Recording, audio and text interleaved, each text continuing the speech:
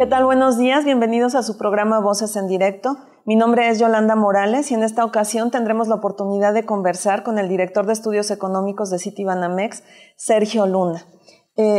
Doctor, muy buenos días y gracias por Yolanda, al contrario, muchas gracias, mucho gusto por la invitación y aquí estoy a tus órdenes para platicar. Bueno, pues el objetivo, sin más preámbulos, el objetivo es conversar con usted acerca del escenario que están viendo ante la proximidad de las elecciones a la presidencia.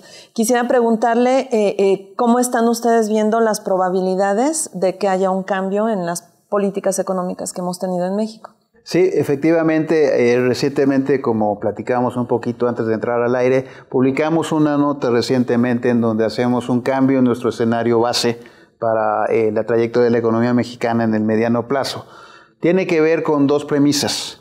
La primera es que, basados en lo que estamos viendo hasta hoy en día en términos de tendencias electorales, el escenario central que estamos asumiendo para estas proyecciones es una victoria para Andrés Manuel López Obrador el 1 de julio. Ese nos parece que es el escenario central. No quiere decir que sea una predicción de la elección, serán los votantes el 1 de julio quienes a final de cuentas tomen la decisión, pero desde nuestro punto de vista como analistas, sí nos parece que la premisa en términos de hacer esas proyecciones debería de ser en este momento el escenario central. Ese es un primer aspecto. El segundo aspecto es cómo se vería el desempeño económico bajo una administración López Obrador. Y ahí las principales diferencias tendrían que ver con el mediano plazo. Prácticamente en nuestro pronóstico de crecimiento para el 2018 no hay virtualmente cambios. Vemos todavía un crecimiento del 2.3% para la economía, vemos una tasa de inflación cercana al 4%. En fin, no hay una gran diferencia, fundamentalmente por dos razones. Primero, porque la administración empezaría el 1 de diciembre, buena parte de este año no habría cambios sustanciales en el manejo de políticas públicas. Y por otra parte, también es cierto que la economía mexicana hoy tiene una inercia que la mueve en esa dirección. En el mediano plazo sí vemos un escenario en donde veríamos una tasa de crecimiento más moderada. Por ejemplo, en el documento hablamos de que para 2022 vemos una tasa de crecimiento que es 0.7% menor a la que proyectábamos con anterioridad. Y lo que está detrás de esa revisión a la baja en términos de crecimiento bajo un escenario de victoria del candidato de Morena tiene que ver con el hecho de que vemos una tasa de inversión más baja para la economía. Ahí se combinan dos factores. El primero es un aumento en la inversión del sector público. Más o menos 2 puntos del producto de aumento en la inversión pública, hoy en día en niveles bastante bajos, cercanos al 3% del PIB. Pero por otra parte, ese aumento en participación, 1% de aumento en participación en inversión pública, no compensa por una caída en la inversión privada de aproximadamente 2 puntos del producto, lo cual nos deja con niveles de inversión a PIB hacia el 2022 que son muy semejantes a los que hoy tenemos.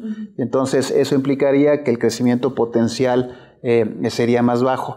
La inflación también la vemos más alta bajo este supuesto de una administración López Obradorista, fundamentalmente porque consideramos que habría una serie de distorsiones a nivel micro que, por ponerlo de alguna manera, ponen un piso a la trayectoria descendente de la inflación. En el escenario anterior lo que veíamos es una convergencia gradual al 3%. En realidad lo que veíamos eran inflaciones más bien en el 3,4, 3,5%, no en el objetivo de Banco de México, pero sí una convergencia a niveles de inflación semejantes a los históricos, déjame ponerlo así. Y en este caso lo que veríamos es que la inflación en promedio se quedaría a niveles ligeramente superiores al 4%.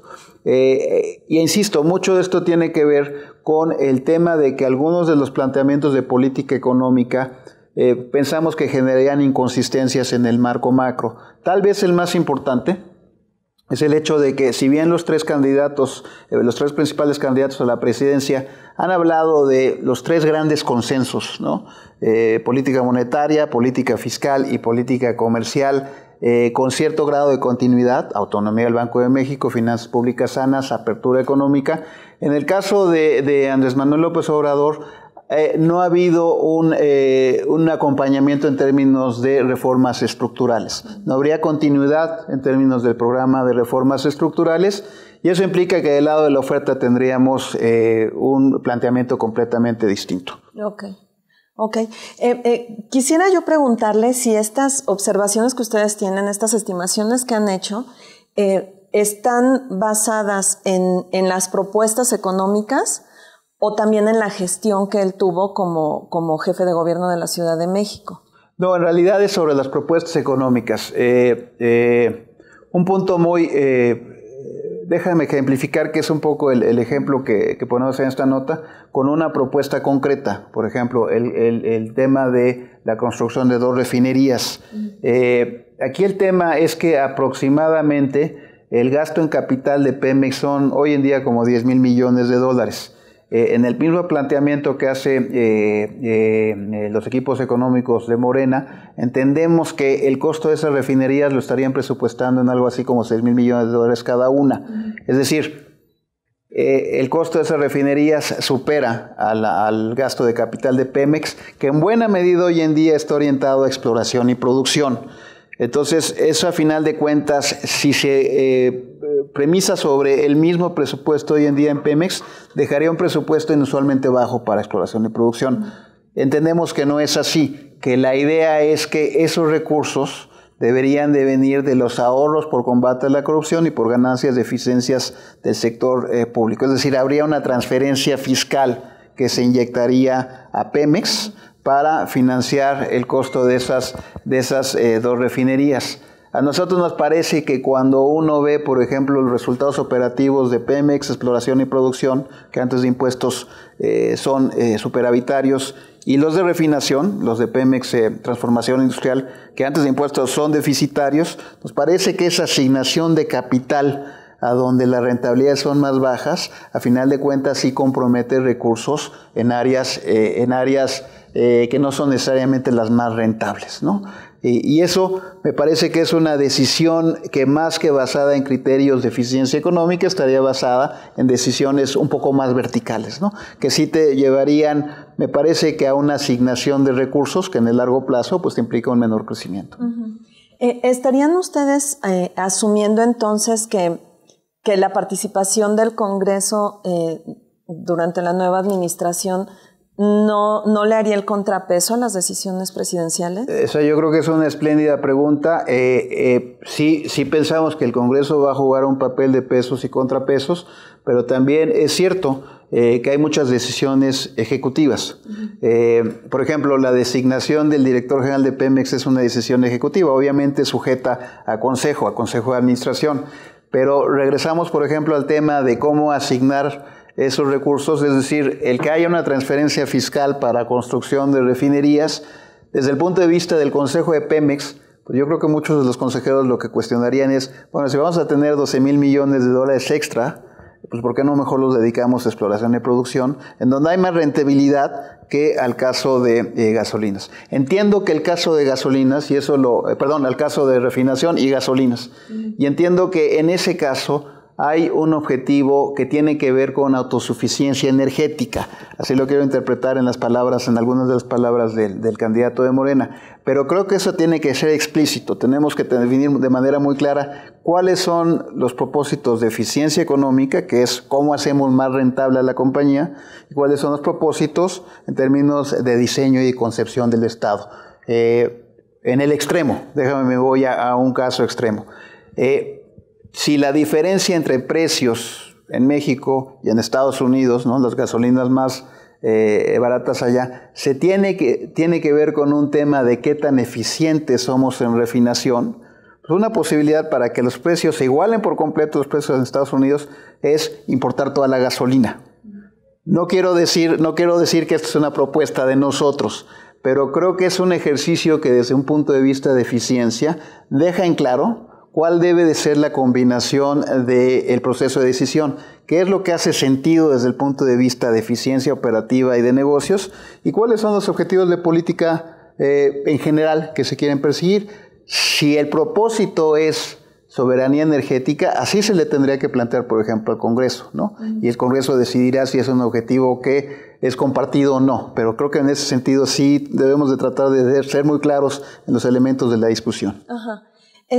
Quisiera saber si el candidato López Obrador o su equipo económico han tenido ya acercamientos con ustedes, y sobre todo me interesa saber si le ve sensible, si lo ve más bien como que está, pues como que quiere escuchar consejos o que está dispuesto a escuchar recomendaciones. Nosotros hemos tenido oportunidad de platicar con varios miembros de su equipo económico y hay siempre me parece, y eso yo creo que tendría que ser una disposición al diálogo. A mí me parece que en todo caso el tema es qué tanto este tipo de argumentaciones eventualmente pueden llevar a una discusión cuyo propósito fundamental es que nos vaya bien a todos, ¿no? O sea, a final de cuentas, y de nuevo, creo que eso debe de partir de la idea de, por ejemplo, temas como pueden ser de reformas estructurales. Me parece que si a final de cuentas hay un consenso en que hagamos a las reformas estructurales políticas de Estado, más que política de gobierno, eso puede ayudar a todos. Y yo creo que el espacio de campañas a lo mejor no ayuda para hacer ese diálogo, porque a final de cuentas hay una competencia política y así se debe de entender. Pero también hay que decir que yo creo que tanto desde el punto de vista de Morena como del resto de las fuerzas políticas, sí hemos visto una disposición, por ejemplo, a reunirse con inversionistas, a platicar y exponer puntos de vista. Y eso creo que sí habla muy bien de todos los participantes en la contienda. Bueno, señor, lo que yo quisiera saber ahora es, organismos internacionales como el Fondo Monetario Internacional nos han dicho que de darse el caso planteado de que cambie el gobierno y quede un gobierno de izquierda, podría presentarse la situación como cuando en Brasil o en Perú cambiaron también a un gobierno de izquierda, que fue al principio volatilidad por la incertidumbre, pero después pues ya hubo confianza al conocer al equipo económico y al ver los planteamientos que hacían. ¿Ustedes tienen este escenario como probable? Yo creo que sería algo espléndido desde el punto de vista de los mercados. En México sí, insisto, habría un cambio importante en términos de políticas públicas y ante cambios importantes en políticas públicas los mercados se van a poner nerviosos, por definición, porque son cambios pues que son desconocidos y lo desconocido pues a todo el mundo lo pone nervioso. Yo creo que ahí son importantes dos cosas. Uno, consistencia, y eso creo que es un aspecto en donde hay que trabajar mucho, que los números sumen en términos de la propuesta, y es un poquito la naturaleza de lo que escribimos. A nosotros los números todavía no nos dan. Okay. Y yo creo que en ese sentido el diálogo con los equipos económicos es muy importante. Y hay apertura a decir, bueno, a ver, los números de los que todo el mundo está hablando suman. Yo creo que ese es un primer aspecto que a los participantes del mercado les interesa, que los números sumen. Y segundo, yo creo que sí también lo que hemos visto en la experiencia del primer Lula es interesante, en el sentido de que creo que leyó que desde el punto de vista del mercado, el cambio a un presidente de la izquierda, centroizquierda en ese momento, pues implicaba ciertos riesgos y en ese sentido se movió a más ortodoxia aún de la que tenía su predecesor, el presidente Cardoso. Con, por ejemplo, el anuncio de un ministro de Finanzas muy ortodoxo, muy conservador. En cierta manera, para los gobiernos de izquierda, desde el punto de vista del mercado, se tienen que ganar el beneficio de la duda con algunas acciones que marquen cierto rumbo. Los contratos, por ejemplo, de las rondas, ¿no?, de exploración y producción que ya se han celebrado, ¿no?, y que hemos oído por parte del candidato López Obrador, de que se revisarían. Sería muy, muy valioso. Estos contratos están disponibles, se pueden revisar ya. Si un anuncio antes del 1 de julio efectivamente asumieron una posición de decir, hemos revisado esto y estamos viendo que los contratos van o no van, lo que sea, pero a final de cuentas creo que podrían empezar a trabajar en reducir algunas de las grandes interrogantes que tiene el mercado. El aeropuerto es un caso emblemático, ¿no?, en donde me parece que a final de cuentas se genera una suspicacia innecesaria desde mi muy personal punto de vista sobre un proyecto que a final de cuentas marca una disposición desde el punto de vista del mercado a contemplar inversión. Ok. Y sobre otro tema que también le quisiera preguntar es Tratado de Libre Comercio. ¿Cómo ve la posición del gobierno, más bien, de la postura del candidato de Andrés Manuel López Obrador al respecto? Lo que hemos oído tanto de él como de los miembros de su equipo es un compromiso con el libre comercio y con acuerdos como el Telecán, ¿no? A lo mejor ahí la posición es, nos gustaría participar si las negociaciones se prolongan después del 1 de julio, en caso de resultar victoriosos. En ese sentido, el compromiso en el agregado sí lo han hecho muy claro, muy patente, pero es donde a nivel de políticas podemos entrar en ciertas inconsistencias. Por ejemplo, la idea de establecer precios de garantía, que lo que tengo entendido es que van a tratar de pensar en un concepto distinto que el de garantía, pero a final de cuentas el fijar un determinado precio, por ejemplo, para cultivos básicos por arriba del de mercado, con el propósito de proteger, así lo tengo entendido, algunos agricultores que están fundamentalmente en autosubsistencia, y que esos excedentes que puedan tener los puedan vender en el mercado, tienes el problema de que si en ese sentido ofreces precios más arriba de los de mercado, pues todo el mundo va a querer vender en México, ¿no? Entonces te van a inundar de importaciones. ¿Cómo controlas eso? Pues con un arancel. Pero un arancel también involucraría una contradicción con algunos de los principios del Telecán, por ejemplo. Entonces, hay ciertos conflictos a nivel micro, en términos de algunas de las políticas planteadas en ciertos aspectos con algunos de los principios generales, como es el compromiso con el libre comercio, ¿no? Y no nos queda claro cómo se resolverían esas discrepancias en áreas como energía, en áreas como agricultura, que son componentes, me parece, muy importantes de, por ejemplo, el Telecán. Ok. Pues, doctor Sergio Luna, me queda la impresión de que en Citibanamex, que en Citibanamex están viendo que el candidato tiene interés e intención de conversar y de escuchar tanto a la gente del sector financiero como a los empresarios, como a los estudiosos. Y también me voy con la impresión de que usted me está diciendo, bueno, cabe la posibilidad de que no sea tan radical el cambio. Hay una disposición, sí, me parece, más bien yo diría que lo que sí podemos decir es que nuestro compromiso, y nuestro compromiso personal como analista, es tratar de hacer el análisis más objetivo posible, independientemente de la naturaleza del candidato, porque yo creo que lo que está en juego es precisamente cómo le hacemos para formar políticas de Estado que ayuden a esa parte que ha estado pendiente que tiene que ver con el crecimiento, ¿no? Desde el punto de vista de manejo económico. Claro, por supuesto.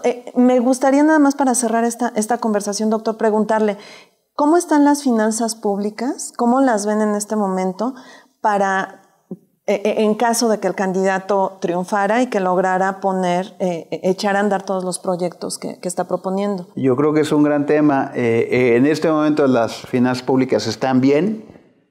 Yo creo que después de cierta lasitud durante buena parte de la actual administración, lo que hemos visto es que efectivamente se ha puesto control a costa de algunas cosas, como un nivel de inversión pública innecesariamente bajo, me parece, pero creo que también eso marca que los grados de maniobra que podemos tener en política fiscal son menos amplios de lo que aparentan, ¿no? Por ejemplo, este tema de hacer ahorros en términos de combate a la corrupción, yo creo que son bienvenidos por todos. Lo que está de fondo de parte de todas las ofertas de los tres, o de todos los candidatos, creo, es hacer un gobierno más eficiente. Y con eso nadie puede estar en contra.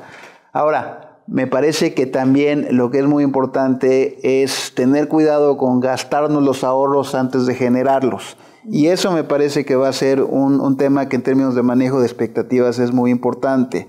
Y entiendo que es una dinámica de campaña política, pero de nuevo los números nos tienen que sumar en el sentido de que si nos vamos a ir, por ejemplo, por la construcción de esas 2 refinerías, ya nos llevamos la mitad de los 500,000 millones de pesos que Morena dice que vamos a ahorrar por combate a la corrupción. Y eso es muy probable que tome un tiempo antes de que lo veamos reflejado en efectivamente que tengamos en caja esos 500,000 millones de pesos. Entonces, si hay un tema de consistencia en el tiempo y si hay un tema de que efectivamente como están las finanzas públicas están caminando, pero tampoco hay muchos grados ni márgenes de maniobra como para hacer muchas otras cosas más. Tenemos que empezar por hacer más eficiente no solamente el gasto público, sino también, por ejemplo, la recaudación. No hay milagros. No podemos prometer que vamos a gastar más en esto sin recaudar más, simplemente por hacer más eficientes las cosas. El grado de eficiencia que se supone pues es el que hizo Jack Welch en General Electric, ¿no? A final de cuentas, reingeniería tan profunda como pues, para generar ahorros que por 2% del PIB suenan difíciles. Ojalá y se puedan hacer, pero de entrada lo que sí sería preocupante es que nos los gastemos antes de que los tengamos, ¿no? Y ojalá se puedan hacer pronto, ¿no? Porque también no creo que se hagan en un año o en dos. Un tema que es muy importante es que también, lo voy a poner así, el bicho del sector público es muy complicado, es una bestia muy grande. Y también en ese sentido, si de repente se hacen reingenierías muy agresivas, pues lo que puede ser es que esa maquinaria no ande. Y eso sí tendría también un impacto en términos de actividad económica, que de repente, por tratar de hacer una reingeniería tan profunda, pues esta máquina pues de repente no anduviera. Ese es un riesgo también, incluso desde el punto de vista político, que es importante evitar, ¿no? El tratar de reinventar todo de una vez, yo creo que lo primero que le pasa a quien llegue a Palacio Nacional es darse cuenta de la enorme complejidad que es el manejo de la cosa pública. Pues sí, seguramente no es lo mismo estar en campaña muy estar distinto, tomando decisiones. Muy distinto. Doctor Luna, le agradezco mucho haber conversado con nosotros. Bravo, Yolanda, muchas gracias. Y si me lo permite, quisiera dejar abierta la invitación para que volvamos a conversar antes de las elecciones para ir viendo cómo se van moviendo las preferencias y que nos haga favor de platicarnos y ayudarnos a entender también las propuestas de los otros candidatos. Por supuesto, con mucho gusto. ¿Sí? Encantado de acompañarlos, ¿no? Y al contrario, gracias por la invitación. Bueno, pues muchísimas gracias por haber estado con nosotros y muchas gracias a ustedes por habernos acompañado en esta ocasión. Mi nombre es Yolanda Morales y nos vemos en una próxima emisión. Hasta pronto.